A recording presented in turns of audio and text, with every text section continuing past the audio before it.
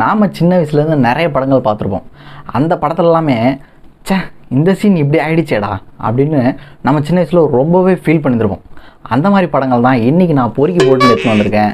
வாங்க வீடியோக்குள்ளே போகலாம்.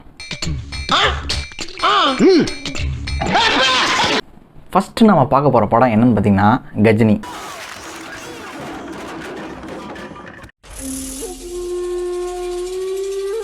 இந்த படம் வந்து நான் சின்ன வயசில் ஒரு 7th or 8th படிக்கிறேன்னு நினைக்கிறேன். ரொம்ப சூப்பராக இருக்கும்.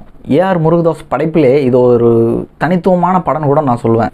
ஏன்னா இது அவருக்கு ஒரு பிரேக் த்ரூ கொடுத்த படம். படத்தில் ஒரு 70 to 60% வந்து லவ் போர்ஷன் தான் இருக்கும்.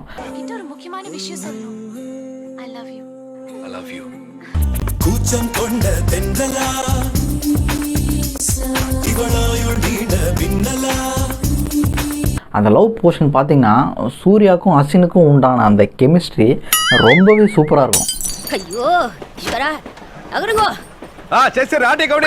இதில் என்ன இப்படி நடந்திருக்கலான்னு பார்த்தீங்கன்னா அசின் சாவாமல் இருந்திருக்கலாம்.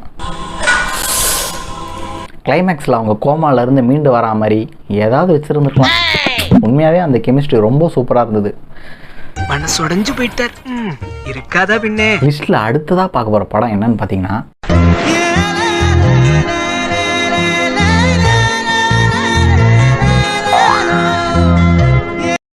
இயற்கை.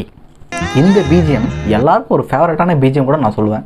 இந்த படத்தில் பார்த்தீங்கன்னா 2 ஹீரோ 1 ஹீரோயின் இவங்களுக்குள்ளே இருக்கிற இந்த லவ்வை தான் எஸ்பி ஜனநாதன் ரொம்ப சூப்பராக காமிச்சிருப்பார். ஸ்டார்டிங்கில் ஹீரோயின் அருண் விஜயை ரொம்ப சின்சியராக லவ் பண்ணுவாங்க. அதுக்கப்புறம் பார்த்தீங்கன்னா ஏதோ சில காரணங்களால் அருண் விஜய் மறுபடியும் கடலுக்கே போகிறேன் அப்படின்னு போயிடுவார். ஹீரோயின் ரொம்ப வெக்ஸ் ஆகிடுவாங்க. நான் வர வரைக்கும் இந்த ரிங்கை வச்சிரு அப்படின்ட்டு அருண் விஜய் ரிங்கை மட்டும் கொடுத்துட்டு எஸ்கேப் ஆகிடுவார். அதுக்கப்புறம் பேலன்ஸ் 70% கதையே ஷாம் ஹீரோயின் லவ் பண்ணுறது தான். அதை பார்த்து நம்ம செட் ஆகிடுவோம். ஓகே ஷாமுக்கு இவங்க தான் அப்படின்ற அளவுக்கு நம்ம செட் ஆகிடுவோம். சரி ஷாமும் கஷ்டப்பட்டு ஹீரோயினை லவ் பண்ணி கல்யாணம் வரைக்கும் கொண்டு வந்துடுவார். இந்த லவ் போர்ஷன் நமக்கு ரொம்ப சூப்பராக இருக்கும். ரொம்ப சூப்பராக எஸ்பி ஜனநாதன் காமிச்சிருப்பார். ஓகே இவங்க தான் சேர போகிறாங்க அப்படின்ட்டு. கடைசியில் கிளைமேக்ஸில் தான் வச்சாங்க ட்விஸ்ட்டே. அருண் விஜய் மறுபடியும் உள்ளே வந்துடுவார். இதில் என்ன இப்படி நடந்திருக்கலான்னு பார்த்தீங்கன்னா ஷாமே கல்யாணம் பண்ணியிருந்துருக்கலாம். இந்த வரிசையில் அடுத்ததான் நம்ம பார்க்க போகிற படம் என்னன்னு பார்த்தீங்கன்னா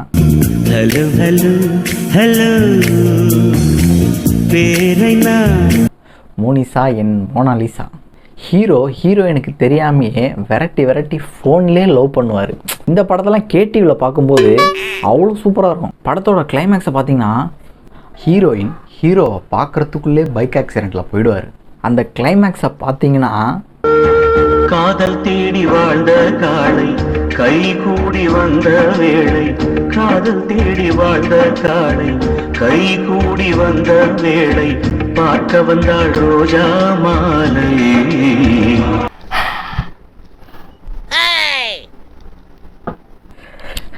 கண்டா இது சாதாரண படம் இல்லைடா.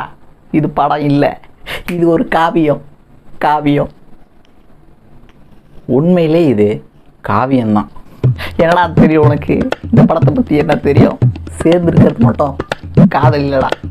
பிரிஞ்சிருந்தாலும் அது காதல் தான். சேர்ந்துருந்தால் மட்டும் காதல் இல்லை, பிரிஞ்சிருந்தாலும் அது காதல். டிஆர் லைட் வெர்ஷனு, அதனால் வசனம் கொஞ்சம் அப்படி இப்படின்னு தான் இருக்கும். இந்த மாதிரி டைலாக்கு கிளைமேக்ஸில் ஒரு வச்சுருப்பார். அது ஒரு ஸ்பீச் மாதிரி கொடுத்துருப்பாரு. இதே ஜானரில் தான் தமிழில் இன்னொரு படம் கூட இருக்குது. அதாவது மோகன் அமலா இவங்க 2 பேரும் சேர்ந்து நடித்த மெல்ல திறந்த கதவு. அது கூட இதே மாதிரி தான் இருக்கும். இதில் வந்து ஹீரோ இறந்துருவார். ஹீரோயின் கடைசியில் தேடி வந்து பார்ப்பாங்க. அதில் வந்து ஹீரோயின் இறந்துருவாங்க, ஹீரோ தேடி வந்து பார்ப்பார். ஆனால் 2 படத்துலையுமே கடைசியில் ஒருத்தரை பார்க்க முடியாமலே போயிடுவாங்க. இதே மாதிரி தமிழ் சினிமாவில் இந்த படங்கள்லாம் இப்படி நடந்திருக்கலாம் அப்படின்னு நீங்கள் எதனா ஃபீல் பண்ணி இருந்துருவீங்க. அந்த படம் எல்லாமே கமெண்ட்டில் சொல்லுங்கள். எனக்கு வேலை இருக்குது. முடிஞ்சால் பார்ட் 2 கூட போடலாமே. அடுத்து ஒரு சூப்பரான வீடியோவில் பார்க்கலாம். சேஃபாக இருங்க, ஜாலியாக இருங்க. நம்பி பொழைச்சிருக்கிற நான் உண்மையாக ஊருக்குள்ள